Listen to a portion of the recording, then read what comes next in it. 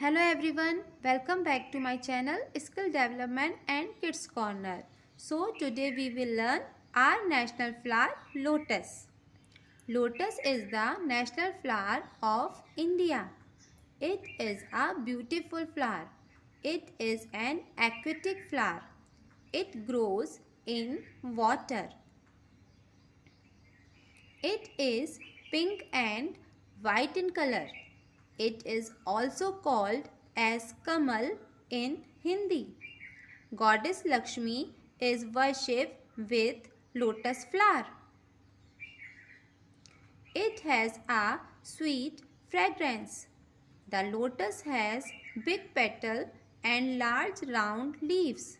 The lotus is symbol of beauty, purity and knowledge. So, if you like my video, so please like, share, comment and subscribe. Thank you for watching.